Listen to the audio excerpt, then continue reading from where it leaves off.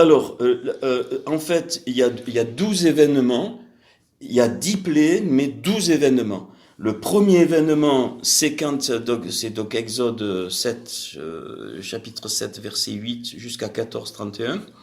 Donc, je reviens. C'est la verge qui mange les autres verges. Ça, c'est un événement. Et à la toute fin, c'est l'engloutissement des Égyptiens dans la mer. Ok. Et entre les deux, donc il y a 10, donc il y a 10, euh, donc il y a 10 makotes, donc 10 plaies. Et mardi, je vais juste les rappeler, on a vu avec Marc et Séverine, donc en live, il y a l'enregistrement.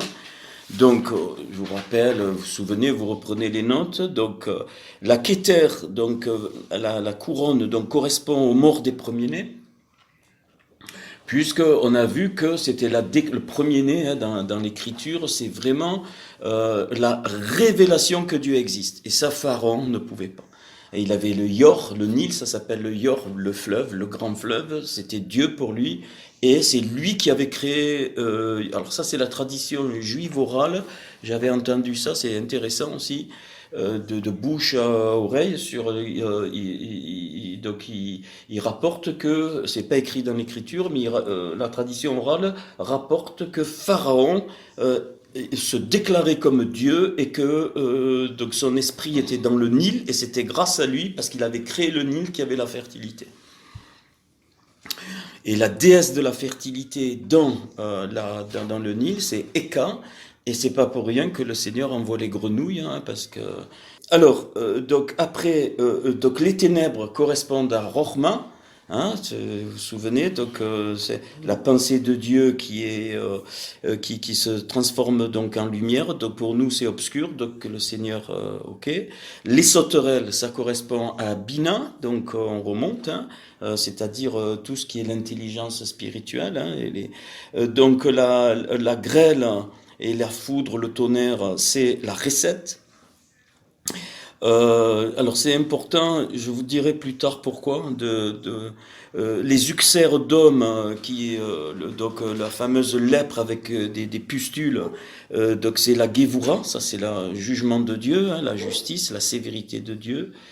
La beauté, l'harmonie, la tiferet, donc c'est la peste sur le bétail, une très forte mortalité sur le bétail. Pourquoi? Parce que le bétail c'est signe de la prospérité, c'est signe que tout est harmonieux. C'est tam, le mot c'est tam, c'est-à-dire un homme qui est tam, il est béni, il irradie, il est vraiment en harmonie. Donc c'est pour ça que ça va avec la tiferet. Les mouches, ben ça touche l'air. Donc c'est la Netstar, c'est donc tout ce qui est dans la persévérance. Donc les poux, la poussière qui se transforme en poux, c'est la terre. Donc c'est Od. Donc c'est la majesté, la gloire.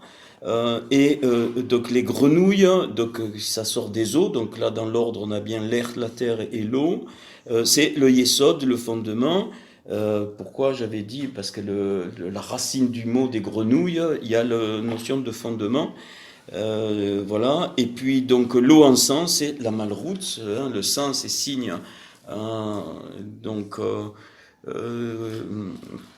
de la royauté, c'est-à-dire donc juste au-dessus, donc de nous, dans le monde de la Assia. Et la verge qui mange donc les autres, eh bien, correspond à notre monde au Lamazé. Pourquoi je dis ça? C'est parce que eh bien, le Seigneur est descendu jusqu'ici et donc il a instauré depuis qu'il est venu son autorité, sa verge, hein, le serpent, le Narash, qui a la même valeur numérique que Yeshua, qui mange, donc il a toute autorité, évidemment, quand son corps. Voilà, c'est juste pour vous redonner ça. Alors, avec ça, il y a aussi une merveilleuse correspondance que j'ai mentionnée, mais ça, vous allez la trouver facilement. Enfin, donc, avec les 10 commandements, donc toujours pareil. Et alors, il y a une correspondance entre les 10 commandements et donc les séphirotes. Donc c'est Exode 20, 10 commandements. donc, ouais, j'ai donné une première correspondance, je donne une deuxième. Alors, le premier commandement donc, va correspondre à la Keter, vraiment à la frontière du royaume d'Atsilut. Je suis l'Éternel ton Dieu, pas qui a créé les choses. On l'a vu déjà, je suis l'Éternel ton Dieu qui t'ai fait sortir du pays d'Égypte. Donc là, le Seigneur, et dans le texte, c'est fort, ce verset, donc de la maison de servitude, j'ai pas eu le temps de faire quelques valeurs, mais il me faut du temps. Donc les 10 commandements sont en relation avec donc les 10 plaies, et donc les 10 séphirotes. J'ai vérifié il y a quelques jours, donc les 10 commandements, c'est donc les 17 versets, donc Exode 20, verset 1, et donc jusqu'à 20, verset 17. Le premier verset, il a exactement 28 lettres comme le texte de la création, comme le premier verset de Genèse 1.1. Donc, Bereshit bara Elohim et Hashamaim vet et Haaretz, c'est à 28 lettres. Ce premier verset en hébreu, j'ai pas fini, c'est pour ça que sinon je voulais vous le montrer. Et il a aussi donc 28 lettres et 7 mots pareils. Et on verra, il y a une correspondance.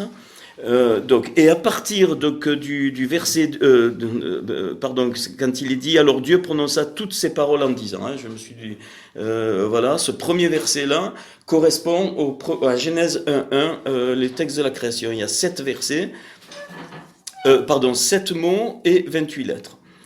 Donc le premier commandement, je suis l'Éternel ton Dieu qui t'ai fait sortir du pays d'Égypte, de la maison de servitude. Donc ça correspond à la Keter. Pourquoi? Parce que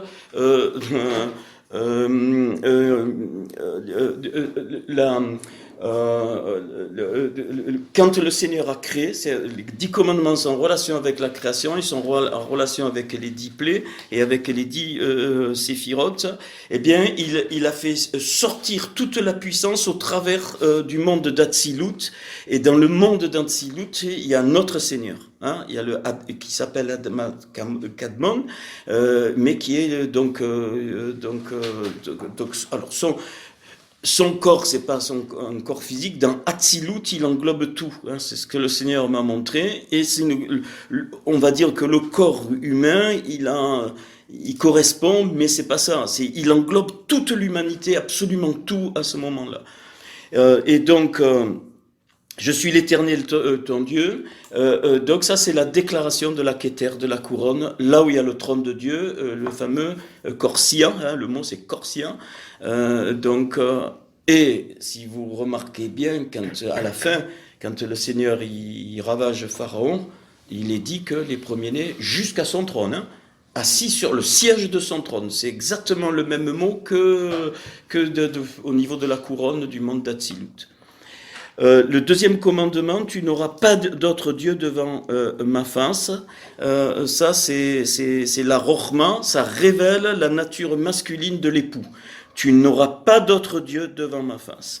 Donc, tu ne te feras point d'image taillée, ni de représentation quelconque des choses qui sont en haut dans les cieux, et ainsi de suite. Alors, je vais le dire maintenant, à partir de ce deuxième verset jusqu'au verset 17, ça j'ai vérifié. J'avais juste entendu à l'époque, mais j'avais jamais eu le temps. Je l'ai vérifié. Donc, il y a pile, vous notez, c'est intéressant, 620 lettres. Et les 7 dernières lettres sont réservées aux Goïm, c'est-à-dire c'est les 7 lois de Noé, ce qu'on appelle les 7 lois de Noé, qui sont pour les nations. Et donc 620 moins 7, 613 misvot. Donc ces 16 versets, alors ces 17 versets, donc rappelez-vous, il y a 17 piliers dans le temple, et je vous ai dit qu'il y a les 17 chapitres de l'évangile de Jean, qui sont les 17 fondements du cœur de Dieu, qu'un jour j'écrirai. Il y a 17 versets, le premier correspond au texte de la création, et puis après il y a tous les 10 commandements, il y a 620 lettres, 7 lettres sont réservées pour les enfants de Noé, enfin pour les nations qui ne sont pas juifs, et les 613 autres sont réservés aux juifs, et il y a 613 commandements dans la Torah. 613 misvot, ce qu'on appelle les misvot. Il y en a 365 positives et je crois 248 négatives ou le contraire, il faudra que je vérifie, c'est-à-dire tu ne feras pas, hein, voilà, ça c'est les négatives, voilà.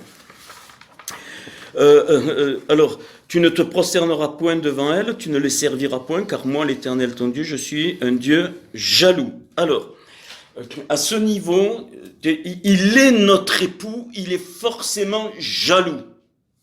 Donc, il faut, donc, vous relirez donc Ézéchiel 8 pour la suite, hein, enfin, comment on va œuvrer dans le Seigneur, mais c'est important de comprendre ça. Ézéchiel 8, verset 3. Il étendit une forme de main et me saisit par les cheveux. C'est pas le mot cheveux, c'est des tresses. Il y a écrit tresses hein, dans l'hébreu. Bon, peut-être Ézéchiel avait des tresses, on s'en fout. Donc l'esprit m'enleva entre la terre et le ciel et me transportant dans des visions divines à Yerushalayim, à l'entrée de la porte intérieure du côté du Tséphon, septentrion, du côté du nord, le même endroit où quand il y avait la statue, la bouche de la liberté qui sont passées, c'était du côté du Tséphon, symbole de richesse, mais de richesse pas de Dieu. Hein. C'est le nord, c'est toujours l'ennemi. Où était l'idole de la jalousie? Pourquoi je vous donne ça? C'est le même mot que là dans le commandement. Donc Dieu est un Dieu jaloux. Il faut comprendre que quand on nous touche quelque façon que ce soit, ou quand nous on fait quelque chose qui fait mal au Seigneur, il faut comprendre que le Seigneur réagit comme un mari qui aime profondément sa femme et qui a mal dedans. C'est pas une jalousie morbide, charnelle, non, pas ça, hein, on ne parle pas de ça. Jaloux, ça veut dire exclusif, tu es à moi, tu es la prunelle de mon œil. Cette dimension, il faut qu'on la garde en profondeur en nous pour pouvoir la communiquer, la vivre, évidemment, et la communiquer. Donc, on est la prunelle, la pupille, hein, c'est le mot, c'est la pupille, donc on est vraiment la partie la plus sensible et la plus vitale de l'œil, hein, c'est la pupille qui te fait voir, c'est les couleurs, tout, absolument. Et ça, il faut que ça s'intègre en nous. Et on sera confronté, et il faut faire attention, mais on sera confronté avec des personnes qui vont sortir de certains endroits, surtout religieux, à des choses, on va lire. Où était l'idole qui excite la jalousie de l'Éternel. Donc, l'ennemi, comme il a fait Job, il est venu, quand l'Éternel, hein, vous connaissez ce passage, ils sont venus au milieu des fils de Dieu, il est venu exciter, c'est exactement ça, c'est exactement le même mot, il vient provoquer. Et voici la gloire de Dieu, du Dieu d'Israël était là, tel que je l'avais vu en vision dans la vallée, donc c'est les fameux rayot qu'on avait vus, hein, les 4 animaux avec, et puis le veau, donc il y a les 5 ministères dedans, mais il y a autre chose aussi. Il me dit, fils de l'homme, voilà. Lève les yeux du côté du septentrion. Donc lève les yeux du côté de l'apparente richesse, du côté de l'apparente gloire, on pourrait dire. Comme ça, je levais les yeux du côté du septentrion. Et voici, cette idole de la jalousie était au septentrion de la porte de l'autel à l'entrée. Donc direct, hein, c'est une action qui se fait,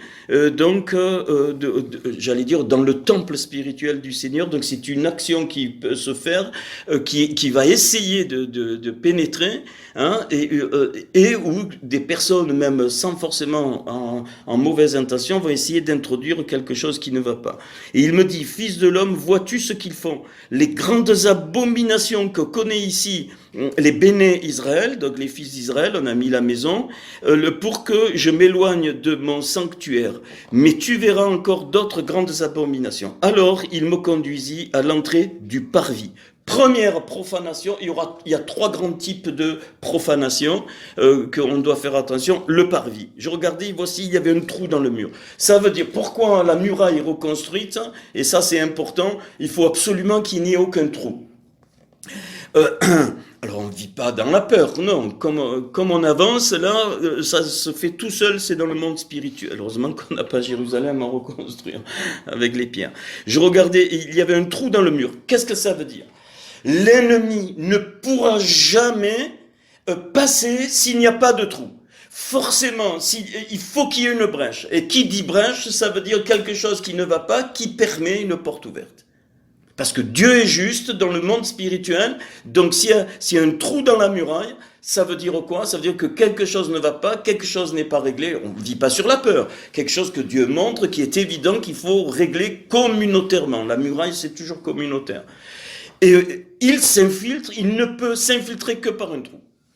Si la muraille, elle est normale, je parle même pas des faiblesses, c'est pas ça, hein, des peurs, je parle, hein, le trou là, c'est les 3 formes de péché qu'on a vues, hein, ok, donc le péché volontaire, le péché involontaire et le péché exprès. Je vais pas y revenir là-dessus. Donc là, les 3, donc le avon, le pécha et le rater le but. Alors même rater le but, c'est pour ça qu'il faut une sensibilité, il faut une sensibilité vraiment. Imaginons on a décidé quelque chose, on arrive même à une réunion, et puis on sent pas qu'il faut que ça se passe comme ça, on le fait pas. Voilà, parce que ça fait, hein, c'est tout simple. Voilà, on est entre nous, on peut être comme des enfants. Et, donc je perçais la muraille. Voici, il y avait une porte, comme par hasard, et il me dit entre et regarde. Voilà, ok, j'entrais, je regardais, voici, il y avait toutes sortes de reptiles, de bêtes abominables, et toutes les idoles de la Beit Israël, cette fois de la maison d'Israël, peintes sur la muraille tout autour, et 70 hommes des anciens de la maison d'Israël, au milieu desquels était Jaasania, Scaphin, ainsi de suite, se tenaient devant chacun l'encensoir à la main, et il s'élevait une épaisse nuée d'encens. Ça, c'est typique des œuvres des anciens, c'est 70 hommes des anciens, des attiques, le mot c'est attique, c'est comme l'ancien des jours, qui veulent absolument faire pour Dieu. Ça, il faut dégager ça. Il faut qu'on enseigne à dégager ça. Ce qu'on va faire, ça ne sera que ce qu'on aura vu notre Père faire et nous demander de faire. Donc, encensé, c'est-à-dire, si vous regardez bien ces œuvres mortes, eh bien, elles reçoivent de l'encens. Allez, on prie, la prière de l'encens. L'encens, ça représente la prière, le parfum. Ah, nous on fait ça, c'est l'encens, on dégage, on fait sentir aux gens. Non, même le Seigneur, qu'est-ce qu'il a dit? Il a dit, va te cacher, même quand tu jeûnes, cache-toi, lave ton visage, afin que personne ne voit. Ok. Et cette dimension, moi, je l'ai jamais vue. Hein, on l'a vue et ça, c'est important. Alors, c'est pas forcément pour nous, mais pour enseigner plus tard. Donc, ça, on souille le parvis. Dans ce niveau, on souille le parvis, on est dans la première dimension du temple. Il me dit, fils de l'homme, vois-tu ce qu'ils font dans les ténèbres? Les anciens de la maison d'Israël, nous on croit que c'est des péchés. Non, c'est tous les idoles de la maison d'Israël, et souvent, on les transporte dans le cœur. C'est pour ça que c'est important de ne pas être comme ça sur quelque chose. Jamais. Comme ça. Jamais. Je sais pas si, est-ce que vous connaissez l'image du singe? Non. Oui, quand il prend voilà. Ah, tu le connaissais là?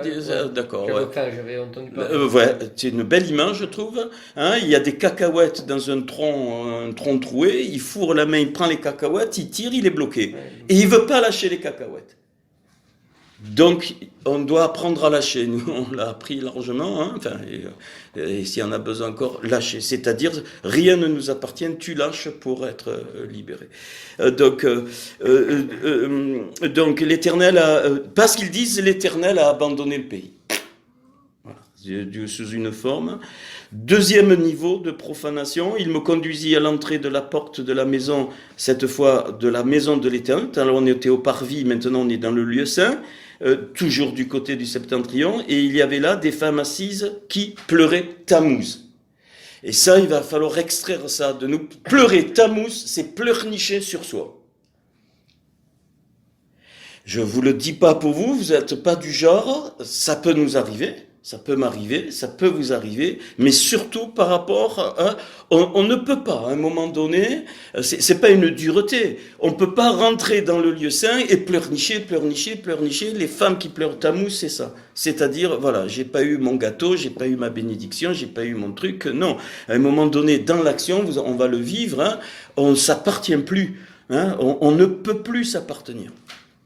Et moi, c'est surtout, je vous donne ça pour pouvoir le donner. Hein, parce que tout ça vient parce que il est notre époux. Il est jaloux. Le Seigneur est jaloux. Point. Donc il veut pas qu'on se prostitue, ça lui fait mal, ça vraiment le cœur de Dieu. Bon, ok. Il me conduisit dans le parvis intérieur. Maintenant, on va dans le lieu très saint. Il me conduisit dans le parvis intérieur de la maison de l'Éternel. Et voici à l'entrée du temple. Alors oui, pourquoi 70 anciens tout à l'heure? C'est l'apparence de la perfection. 70, c'est la perfection dans le cœur de Dieu. Donc voilà, donc c'est servir. Ok. Et puis maintenant, dans le lieu très saint, il y avait 25 hommes tournant le dos au temple.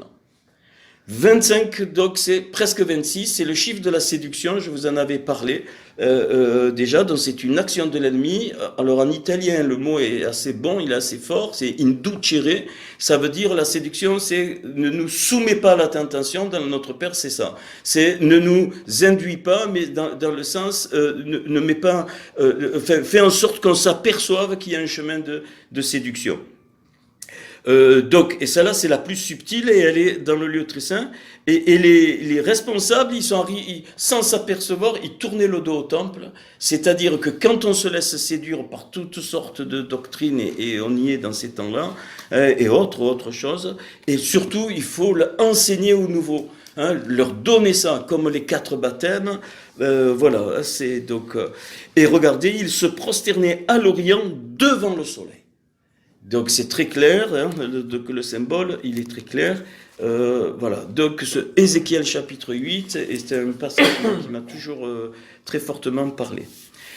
Donc, après, on est donc au niveau de la Bina.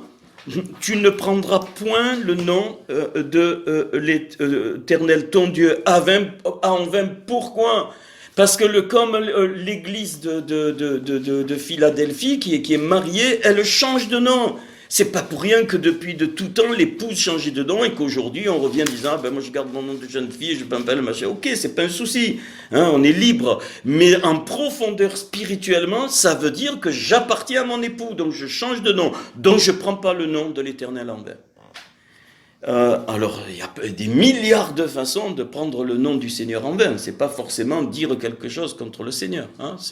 Il y a des milliards de choses par un acte, voilà. Tu ne prendras point le nom de l'Éternel, ton Dieu, en vain. Pourquoi ? Parce qu'on est associé à la Rorma. La Bina est associée à la Rorma. Elle est féminine. Elle change de nom. C'est obligé. C'est l'épouse. C'est l'épouse, donc elle peut pas prendre le nom de son mari en vain parce qu'elle porte ce nom. Elle porte sa nature, elle porte l'identité de Christ. Après, donc souviens-toi du jour du repos, donc du Shabbat. Donc c'est le Shalom, c'est plénitude. Le Shabbat, il est fait pour les Juifs, il était fait pour qu'on sache que la Shérina de Dieu est là, donc je suis plein. Hein, c'est la plénitude. Alors bien sûr, on ne va pas faire le Shabbat, mais si un jour Dieu le Seigneur nous le demande, on fait le Shabbat. Mais bon, souviens-toi, pour le sanctifier, c'est-à-dire le mettre à part. Donc ça, c'est important. C'est la recette, hein, c'est cette bonté, cette générosité. Tu travailleras 6 jours et tu feras tout ton ouvrage, mais le 7e jour est le jour de repos de l'Éternel, donc le Shabbat de Dieu. Tu ne feras aucun ouvrage, ni toi ni ton fils, ainsi de suite, car en 6 jours, voilà, l'Éternel a fait les cieux, la terre et la mer. Donc, en fait, les 7 jours de la création, qui ne sont pas des jours, hein, correspondent donc donc le Shabbat correspond au 7e, c'est-à-dire quand Dieu s'est reposé. Voilà. Alors après, on est au niveau de, alors ici parfait. Donc c'est la recette, c'est le côté, donc dans ce sens-là, c'est le côté mère. Hein, c'est pour ça que c'est la femme chez les Juifs qui ouvre le Shabbat. C'est la lumière du foyer, paf. Chez les Juifs, il n'y a pas de, moi j'ai pas trouvé, vous n'avez pas d'oppression comme on a connu dans notre monde, ça n'existe pas. Ils ont un équilibre, en tout cas certains, ils ont un équilibre. Voilà, donc c'est lié au côté dogmère. Donc là, on est dans la Gévoura, honore ton père et ta mère, c'est-à-dire c'est la justice. Hein. On est donc dans la sévérité, dans le bon sens, dans la rigueur, on va dire. Voilà, c'est le mot rigueur. Afin que tes jours se prolongent dans le pays que l'Éternel, ton Dieu, te donne. Donc, vous voyez, on a fait époux, épouse, père, mère.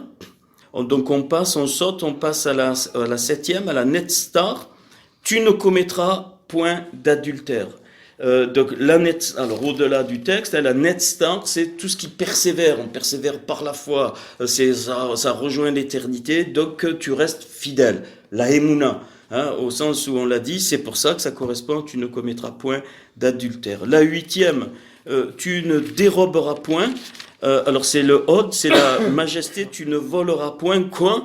Tu ne voleras pas la parole, tu ne la falsifieras pas, tu ne la voleras pas. Et c'est ce qui s'est passé pendant des siècles. Elle a été volée, la parole du Seigneur, la Torah, et c'est pour ça que le Seigneur la redonne. Donc Netzstar et Hod, eh bien vous avez quoi? Eh bien vous avez fidèle et véritable. Quand le Seigneur va revenir sur ses cuisses, il est écrit fidèle et véritable. Ça correspond à la Netzstar et à la Hod, et ça correspond à ces deux commandements. Tu ne commettras point d'adultère, tu ne déroberas point. Alors bien sûr, il y a le voler, mais il y a aussi la parole. On peut voler de plusieurs façons. C'est ok. Le neuvième, tu ne porteras point de faux témoignages. Alors ça correspond au Yesod, donc au fondement.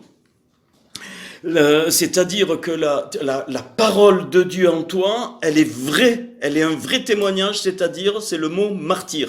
Dans la Bible, le mot témoignage même, je me souviens plus, en grec c'est martyr, en hébreu je m'en souviens plus, il faudra que je regarde, ça veut dire témoigner, ça veut dire accepter d'être un martyr. C'est ça que ça veut dire. Donc ça rejoint que Christ est le fondement. En lui, tac, je retrouve le fondement. Et voilà pourquoi Paul il dit que même la mort ne pouvait pas le séparer. Donc tu ne porteras point de faux témoignages. Alors c'est pas tout à fait comme ça. C'est écrit tu seras un témoin tu seras un témoin de la vie de Dieu. Donc c'est vraiment la parole vivante en nous. Et enfin, la malroute, donc c'est le peuple, l'Église, donc après je vais les redire. La malroute, tu ne convoiteras point la maison de ton prochain, la femme de ton prochain, ni son serviteur, ni sa servante. C'est vraiment la vie communautaire. Tu ne convoiteras point, c'est le principe de la malroute, de la royauté que Dieu a voulu pour ces sujets. Donc c'est le peuple de Dieu, Israël ou l'Église, c'est l'Église. Donc je reprends d'en haut, épouse, père, mère, fidélité, vérité, et Christ et son corps. Et au centre, la Tiferet, tu ne tueras point, c'est la date au sens vécu, c'est-à-dire la connaissance, l'union parfaite avec le cœur de Dieu, c'est la Tiferet, tu ne tueras point. Et, dans plusieurs prophètes, il est dit que Jérémie dit m'ont tué par la langue. C'est la langue tue. Qu'est-ce qu'il dit le Seigneur? Il dit ouais, on t'a dit de pas tuer, mais moi je vous dis que si tu dis raka à ton frère, tu es un criminel. C'est pour ça que je l'ai gardé pour la fin. C'est vraiment le cœur de Dieu. Et notre parole aussi, ça va plus loin, on descend un petit peu, là on est en profondeur, on descend un petit peu, on doit apprendre à ne pas donner des paroles vaines dans le sens de l'engagement. Ça, il faudra l'enseigner aussi, c'est pas pour nous. C'est-à-dire, si on dit, voilà, on le fait. Donc ça fait partie de ça. Mais c'est la date, c'est-à-dire s'unir avec le verbe, s'unir avec la parole, donc la Torah vivante. Donc voilà la correspondance que je trouve moi belle et qui m'a voilà, ça m'est venu entre les 10 séphirotes et donc les 10 commandements. Donc voilà, donc la Keter, c'est je suis l'Éternel ton Dieu. Voilà pour ça. Donc ça va beaucoup nous aider pour la suite. Bien sûr, vous comprenez qu'à chaque point, il y a mais ça c'est comme ça. Exode chapitre 8. Donc, alors c'est la deuxième plaie donc des grenouilles. Alors donc le mot grenouille donc c'est Tsefardéa, et au pluriel donc c'est Tsefardéhim. Et alors ça c'est magnifique. On peut en coupant les mots d'une autre façon, alors il y a le côté, le mauvais fondement, le tsor qui est dedans, mais aussi on pourrait le traduire par essor des connaissances. La grenouille est le symbole d'une évolution. La grenouille est le symbole d'un changement. Hein, et elle symbolise, elle symbolisait chez les Égyptiens la connaissance cachée. Et là, ça peut nous parler. Qu'est-ce qu'il alors bien sûr elle sort de l'eau, donc l'eau ici peut représenter, enfin représente pour moi l'inconscient, c'est-à-dire ce qui est en moi caché, cette eau, hein, donc cette plaie des grenouilles me parle que je ne peux pas rester extérieur, que je suis obligé d'aller en profondeur à l'intérieur avec le Seigneur. Et en fait, donc les grenouilles, ça croance, hein, c'est pas très agréable, et donc signe d'impureté. Ça veut dire quoi? Ce que Dieu était en train de juger, c'est que Pharaon ne voulait absolument pas que les choses intérieures soient révélées. Donc il voulait à tout prix conserver l'extérieur. Donc Apocalypse 16, voilà, Apocalypse 16, donc je vis sortir de là, on en a parlé déjà, verset 13, c'est donc le sixième fléau. D'ailleurs, quand vous remontez donc vous remontez les plaies et vous allez le cinquième, le quatrième fléau correspondent. Enfin, alors ça, je donne ça parce que bon, ça m'est venu d'abord et ça a été très fort. Alors, je vis sortir de la gueule du dragon, de la gueule de la bête et de la bouche du faux prophète 3 esprits impurs semblables à des grenouilles. Car ce sont des esprits de démons. C'est pas des esprits, c'est des esprits de démons. D'accord? Donc, ce qu'il faut comprendre, c'est que ici, on est donc au niveau du fondement. Hein, c'est aussi donc le fondement. Donc, on est au niveau du Yesod. C'est-à-dire qu'au niveau du Yesod, il y a des esprits de démons qui s'activent constamment pour falsifier les choses de Dieu. Et ça va très vite. Alors, une dimension un peu plus haute, qui font des prodiges et qui vont vers les rois de toute la terre afin de les rassembler pour le combat du grand jour du Dieu Tout-Puissant. C'est-à-dire que les grenouilles, c'est quelque chose qui me parle des temps de la fin. Parce que les fondements vont être ébranlés. Ils sont déjà ébranlés. Voilà, donc on doit avoir une attention particulière à ce qui se passe dans les nations. Donc le dragon représente ici le Père, la bête représente le Saint-Esprit et le faux prophète représente le faux Mashiach. Le faux Mashiach. Ça veut dire quoi? Qu'il faut qu'on se prépare. Et je pense que c'est plus avancé que ce que je croyais aujourd'hui, en voyant, même ne serait-ce que dans notre pays, ce qui s'est passé hier avec le discours de nul de ce monsieur, hein, c'est que il y aura ces grenouilles, ces 3 grenouilles. Excusez-moi, j'ai oublié de vous le dire, il est parlé toujours des grenouilles dans Exode, sauf à un moment, quand il dit quand on a écrit que les grenouilles elles sortent du fleuve, elles ont monté, pas ça. Il est écrit que du Nil, du Yor, il est sorti la grenouille. Au singulier, c'est unique, la grenouille. Ça veut dire un principe spirituel qui sort d'Égypte et qui qui sort de l'eau. Hein, et ces 3 grenouilles, pour moi, c'est le monde économique, le monde politique et le monde des finances. En tant que corps, on va être amené à être confronté ces 3 grenouilles. 3 grenouilles au singulier qui sont donc 3 types avec toutes les ramifications que ça va avoir. Pourquoi? Pour casser le fondement. Les gens vont être tellement perdus qu'ils vont crier à un Dieu, entre guillemets.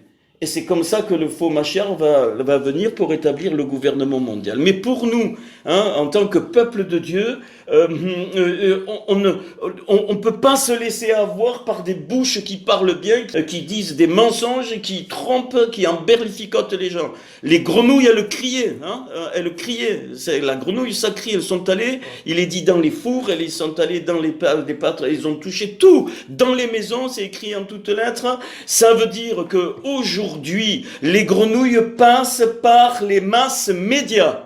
Point. C'est ce que Dieu m'a montré, très fort, très clair. Ça ne veut pas dire qu'il ne faut plus les utiliser. Ça veut dire qu'on doit avoir les yeux grands ouverts. On est à part.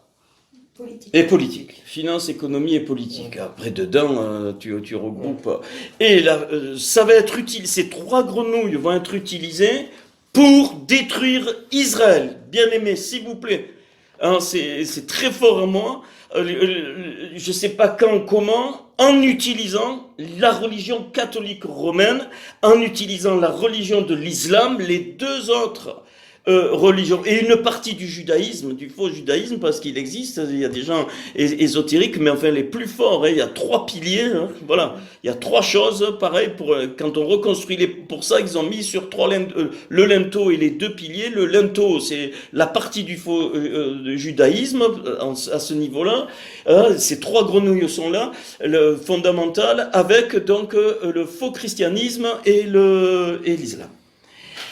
Et ça, à un moment donné, c'est comme une vague qui va arriver, qui arrive, qui est déjà là. Même nous, on risque de dire, mais finalement, non, on ne peut pas toucher Israël comme on ne peut pas toucher le peuple de Dieu. Et c'est pas le temps qu'ils vivent la Shoah, et c'est pas le temps pour nous on s'approche de la fête de Sukkot. On s'approche de cette fête où Zacharie, au chapitre 12, il dit que les Juifs reconnaîtront enfin celui qu'ils ont percé. Et donc, pourquoi je donne ça? Parce que ça va être un étau. Ces 3 grenouilles vont être un étau dans le monde entier pour amener les gens à l'adoration de la bête. Voilà comment ça m'a parlé, cette plaie des grenouilles. Relisez, dans les fours, dans les pâtes à pain, elles sont même allées dans les chambres, dans les lits de Pharaon. Ça veut dire que ça a infiltré partout. Mais c'est typique des masses médias aujourd'hui.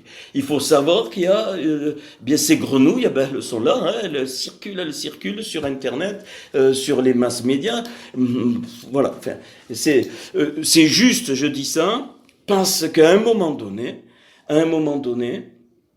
concrètement, on va nous demander une marque pour pouvoir être payé. Retraite par retraite, tu travailles. J'espère qu'on ne le vivra pas, mais nos générations, il faut les avertir. On fera quoi? C'est pour ça que je pense que le Seigneur prépare une communion entre nous. Bien sûr. Donc bien sûr que si il y a le corps, il est réel, comme le livre des Actes, ben je sais pas. Oula. Voici, verset 15, regardez avec moi. Voici, je viens comme un voleur. Heureux celui qui veille et qui garde ses vêtements. Donc il y a on doit vraiment. J'ai pas froid moi, tu peux les ouvrir. Ah non, ouais. Je viens comme un voleur, c'est-à-dire abruptement. Moi, je prends très au sérieux et je sens qu'il y a une nonchalance. Pourquoi? Parce que on voit toujours pas. Donc alors, et moi je pense qu'honnêtement, je vais faire un écriteau, hein, donc dans Ézéchiel, il y a l'homme avec l'écritoire, hein, pour qu'on se rappelle. C'est pour ça que les Juifs, ils mettaient des versets de la parole pour se rappeler les choses. Et alors, je sais pas comment, ce que je viens de dire, si vous voulez, on peut échanger un instant, même si c'est enregistré.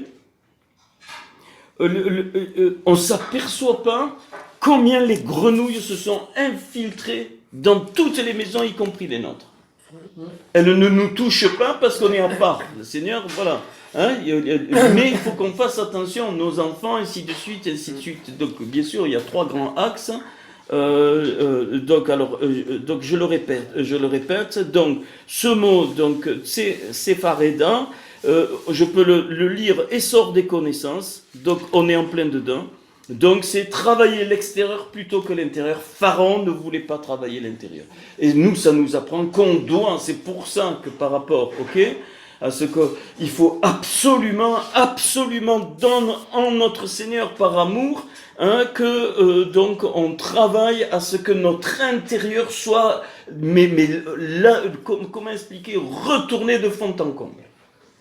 Alors, bien sûr qu'il y a une forte part, parce que quand on va donner, enfin, quand vous allez, mais aussi, en tout cas, moi, ça m'a parlé aussi qu'il faut qu'on soit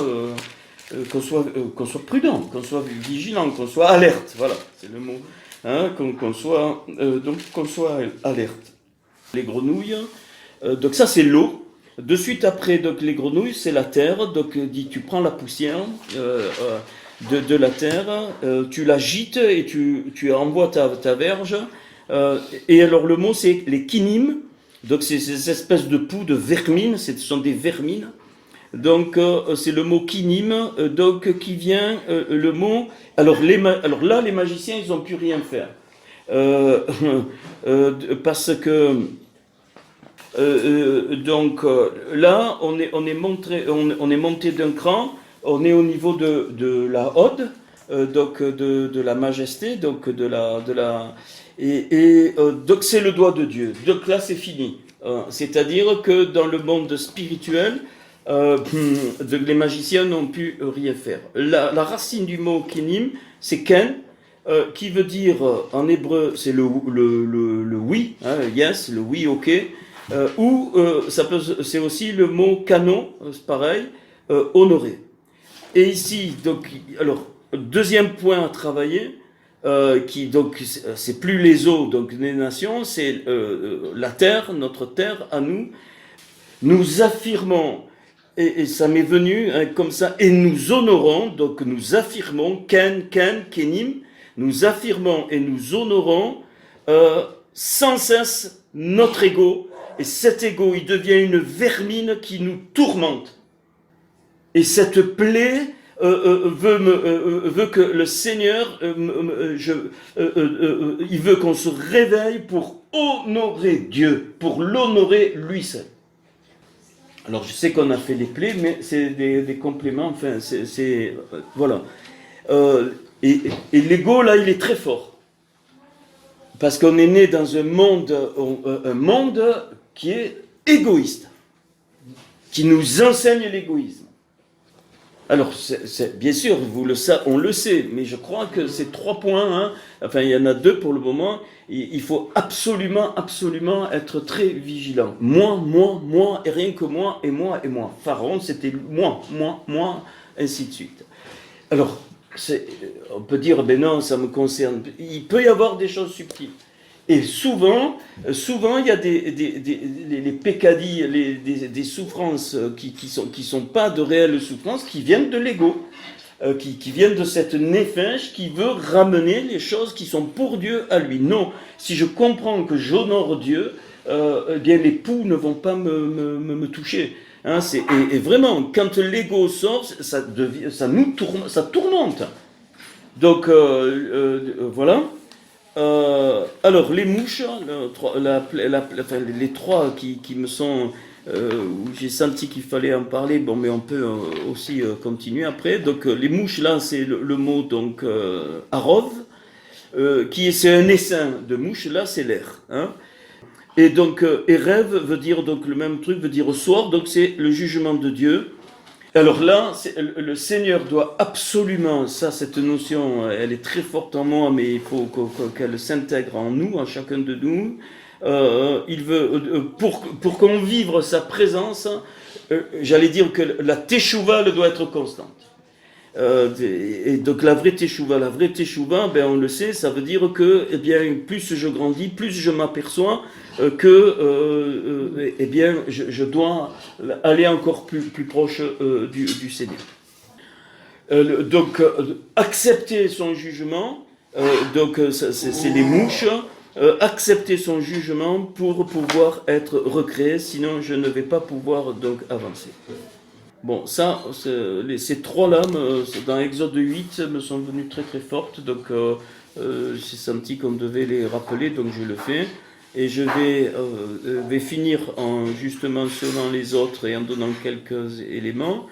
Donc la plaie 5, c'est la peste sur le bétail avec la mortalité. C'est le mot déver. Déver, c'est exactement les mêmes lettres que la parole d'avar.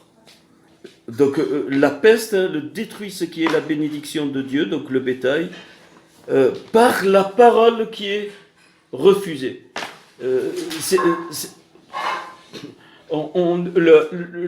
Tout ce qui va revenir, rappelez-vous dans Apocalypse, à l'avant-dernière église qui est donc l'église de Philadelphie de l'amour, pense que tu as gardé ma parole, je te garderai à l'heure de la tentation. Donc la mortalité sur le bétail, ce dévers, vient de la parole.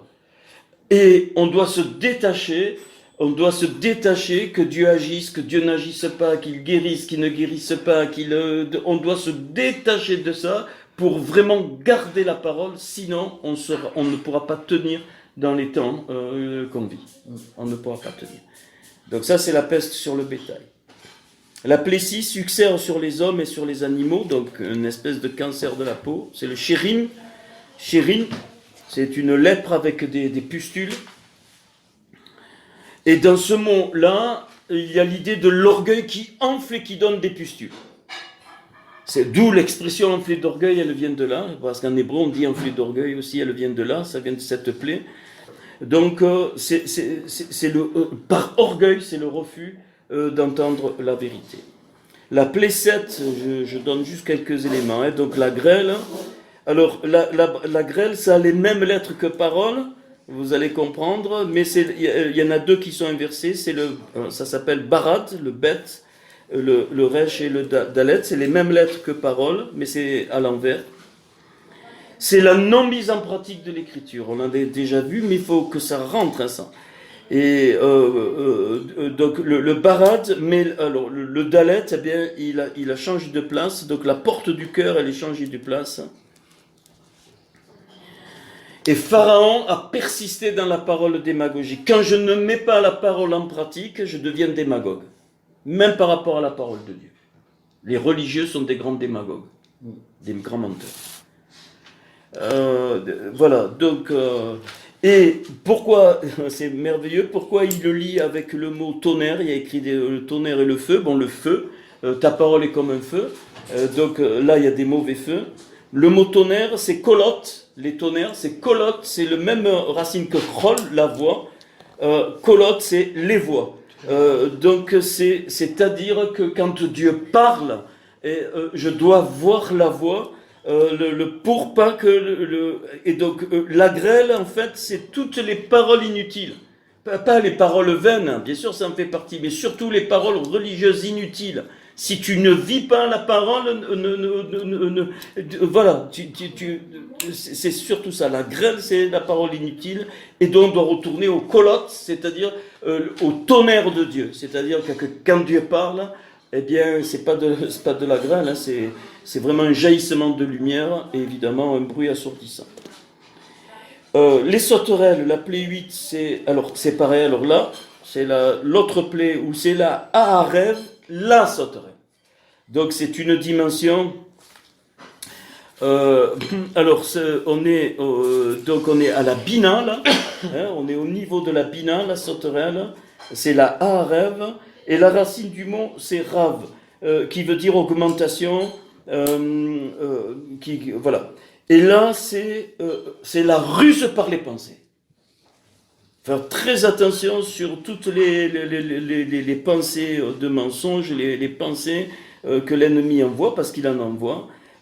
Et évidemment, la sauterelle, elle cache le soleil et plonge les hommes dans l'illusion. Hein, les sauterelles, au niveau de la bina, l'âme commence à être détruite. Donc c'est important de le savoir. Et c'est l'épreuve, il y aura l'épreuve des faux prophètes. C'est obligé, on est à ce niveau. Les sauterelles représentent aussi les faux prophètes, quelle que soit leur dimension. Dans le monde religieux, dans le monde non religieux, il y a des faux prophètes, c'est des sauterelles, ce sont des sauterelles. qui touche quoi? La rouar, c'est la même valeur. Hein, c'est la même valeur. Donc c'est un souffle séducteur. On aura affaire à des souffles séducteurs, des sotorets. Donc ceux qui ont la capacité que Dieu leur donne d'analyser les messages qu'on va entendre, parce on va entendre des messages certainement, il faut absolument avoir ce discernement du Seigneur pour savoir si c'est ni la forme ni le truc, si c'est paroles qui sont dites, est-ce que c'est un vrai prophète, est-ce que c'est un vrai enseignant, est-ce que c'est un vrai apôtre, absolument. C'est par la parole qu'on le saura, c'est obligé. Ça peut sortir à un moment donné, tu peux, ouais, Dieu, ok, mais à un moment donné, c'est révélé. Hein, ça, c'est les sauterelles. Donc les ténèbres, là on est dans la rorma, on comprend, hein, la pensée de Dieu qui se cache, les rochers, donc ça, je crois qu'on en a bien parlé de ça. Pharaon ne voulait pas, il voulait à tout prix saisir les pensées de Dieu. Il ne pouvait pas accepter, parce que le Nil, ça veut dire lumière, Yor, c'est pareil, c'est le grand fleuve. Il ne pouvait pas accepter que Dieu cache sa pensée. Il ne pouvait pas, parce qu'il s'était fait Dieu. Et ça, c'est important de le comprendre. Et puis après, évidemment, la Plédis, on le sait, hein, donc on l'a vu, c'est donc la mort des premiers-nés. Donc la mort des premiers-nés. Donc on a parlé du sang les deux sangs qui se mélangent. Et puis on a vu pourquoi le premier-né, donc je vais pas le dire, le mot Béror, le fameux 222. Alors, quand il y a c'est la seule plaie où Dieu maintenant ne revient plus dessus, c'est-à-dire la plaie se passe et c'est fini, il ne revient pas dessus.